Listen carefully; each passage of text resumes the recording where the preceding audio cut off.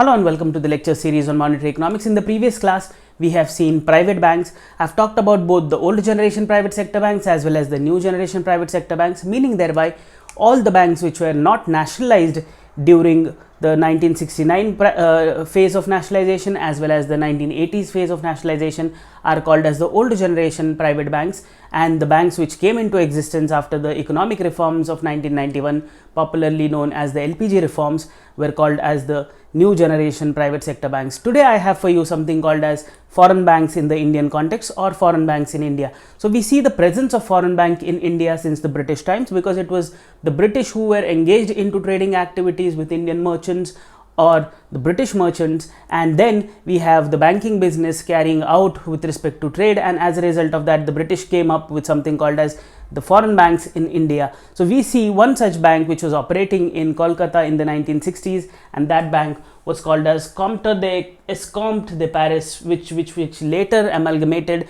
with three banks to become something called as BNP Paribas. You see BNP Paribas in most of the Indian cities, and this bank was first established in Kolkata in the 1860s. So this is how you look at foreign banks or the presence of foreign banks in India with the advent of the British. So this is how you look at foreign banks in India. Now let us look at what is the background of foreign banks in India. So whenever we look at the current list of banks in India, that is the foreign banks in India, we have HSBC, which is Hong Kong and Shanghai Banking Corporation, which was established in the 1853 as the Mercantile Bank of India, which is the oldest foreign bank in India as of now. So this is how the banking business started, the foreign banking business started in India with the help of Britishers, and we have HSBC in 1853 as the oldest bank in the list of foreign banks in India. Yeah, so this was earlier called as the Mercantile Bank of India.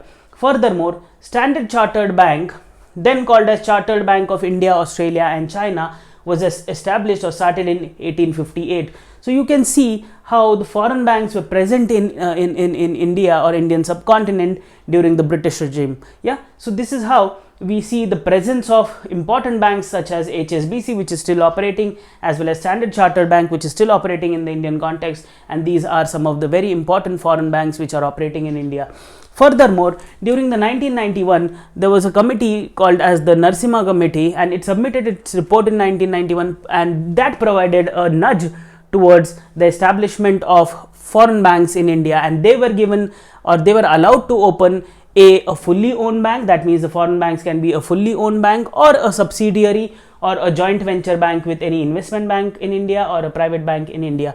So this is how the Narasimha Committee report nudged the presence of or gave or made a path to the presence of foreign banks in India. They can be fully owned subsidiaries or joint ventures. So this is how the second important aspect, which is the Narasimha Committee report in the 1991, which pushed the presence of foreign banks in India.